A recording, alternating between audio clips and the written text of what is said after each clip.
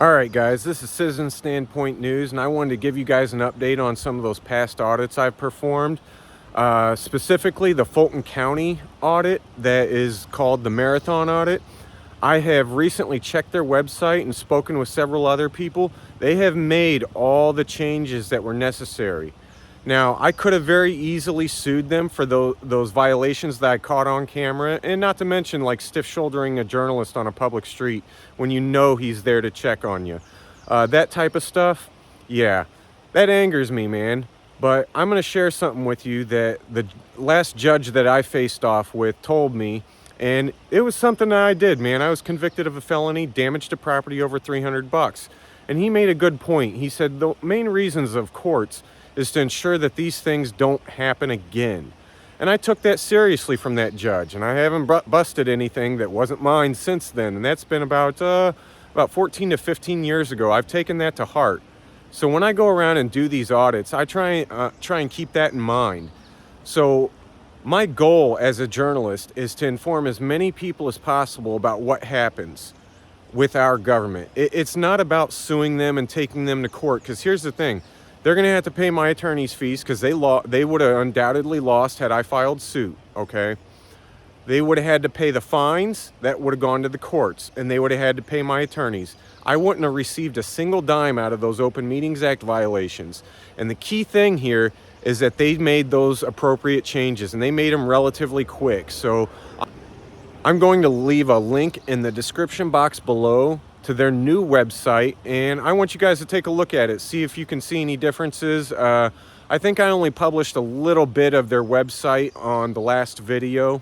You know, generally if someone were to come up to me and tell me I were in violation of Illinois law and I didn't know the law myself, I would take it seriously. I would actually look it up, you know, and I don't work in government. So it really bothers me that that person, that Mr. Spangler, no less, is the chairman of the board, and he feels it's okay to bump into journalists that come to attend public meetings.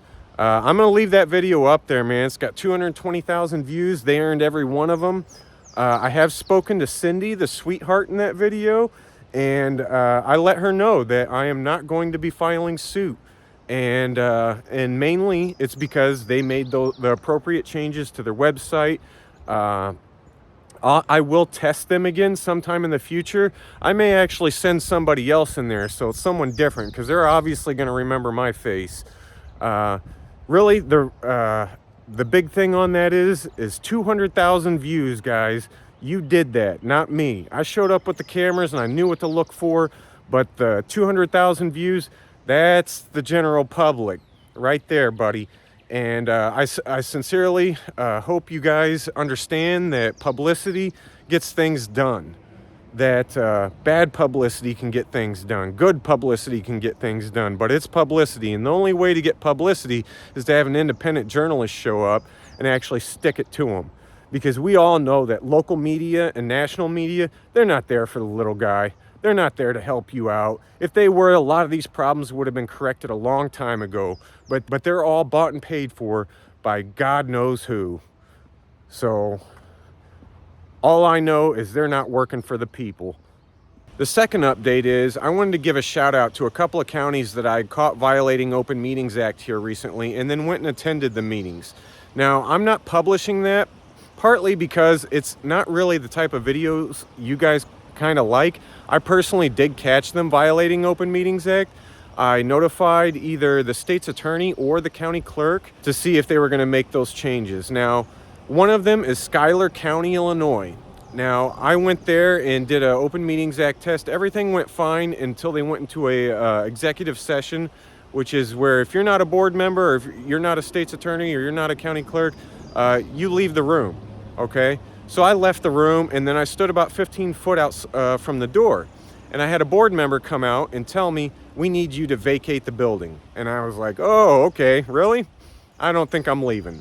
So we butted heads for about 20 seconds, and then he walked back into the closed meeting. And I was heated up, to be quite honest, because I had been there for an hour and I didn't have a problem with anybody. I stood there and quietly recorded them.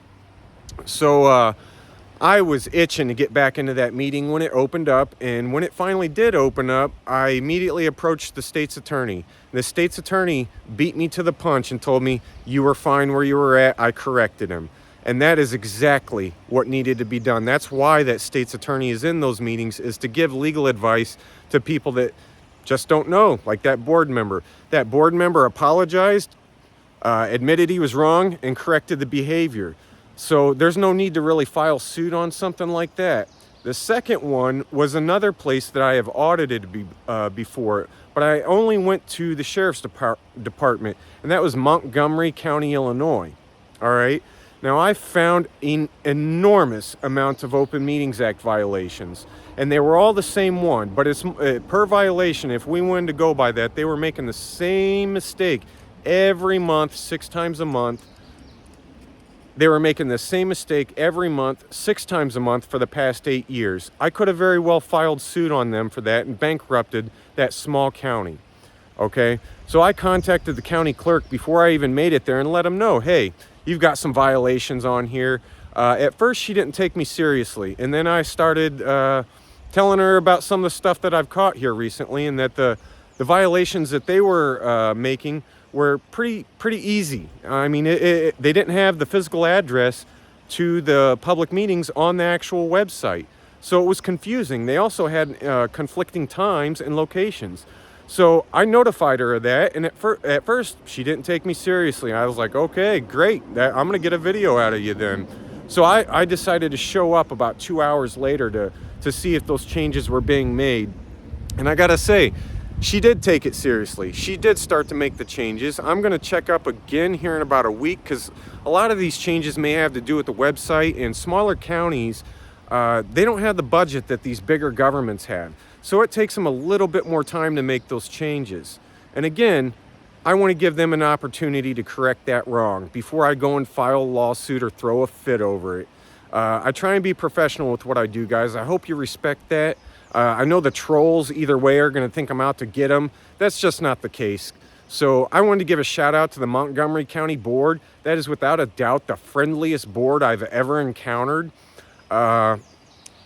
I gotta say, good for you guys. You did great. It's not hard to pass my little test. You just gotta leave me alone and let me video record. I know what I'm doing, man. So if you come up and tell me I can't video record, you basically just stepped on a rake in front of me. And also, I mentioned in a previous video that I was trying to get that one I'm working on for 3 months. I missed it. I'm coming back for more. I'm not letting this one go. Like I said, I've been working on it for 3 months. Also, I wanted to give a shout out to the people that gave me donations in this past week. You're awesome. The next 2 weeks' fuel expenses on you guys, and I'm gonna make good use of it. And hopefully I get that one I've been working on for 3 months. I will be going down to the Adams County Courthouse today to check out on an election. We'll see what they have to say about cameras coming to a very close call election. I don't know how they're gonna respond. We have a new sheriff in Adams County, Illinois. We haven't spoken yet, so I can't wait to meet this guy. There's one other thing I wanted to show you. This is one of the spots that I come to bird watch. That large pipe you see right there, that's a sewage pipe. That's the sewage pipe that the city of Quincy doesn't want to tell anybody about because it's going to cost tens of millions of dollars to repair. That's the sewage pipe that's dumping raw sewage into our drinking supply here in Quincy, Illinois. It goes directly into the bay.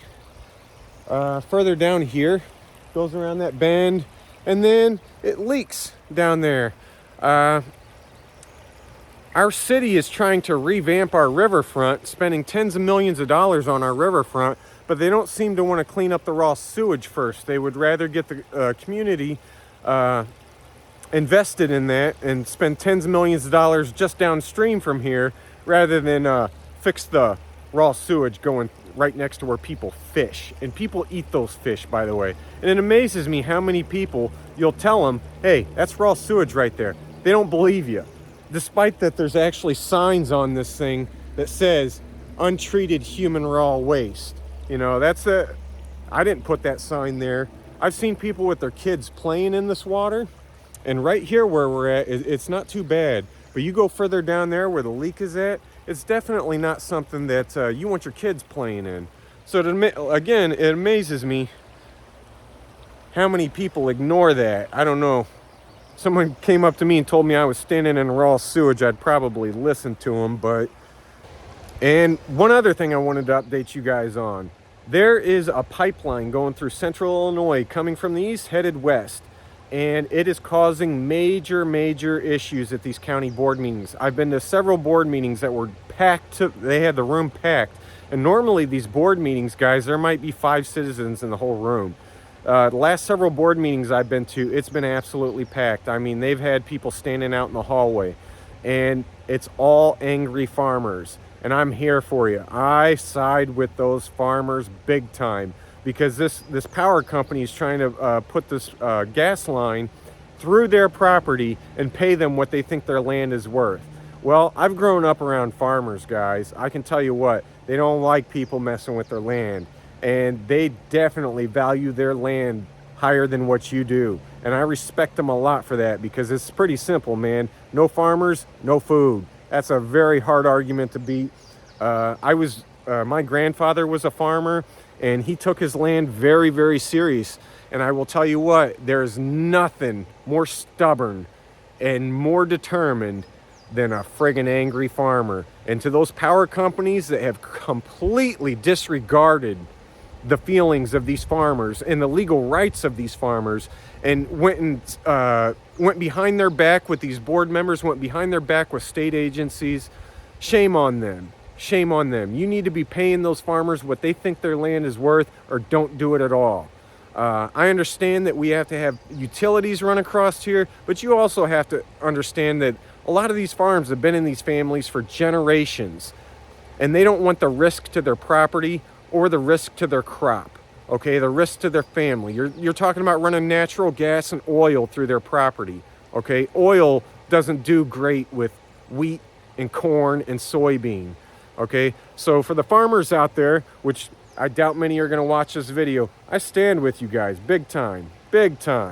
I've considered publishing some of these videos. I understand in McDonough County, they had a big meeting up there. I was up there, and the farmers were there, and then there were some union thugs, which really bothered me. They're left-wing union thugs, and they tried to chastise these farmers that we need jobs, blah, blah, blah, blah. Now, here's the kicker. These jobs are only going to be around, these jobs stemming from these pipelines are only going to be around for a short period, because that power company is not going to employ pipe fitters for the next 20 years. They're going to employ pipe fitters to get the pipe put in there, and then they're going to kick you to the curb. And those farmers are going to be stuck with all those problems for all those years.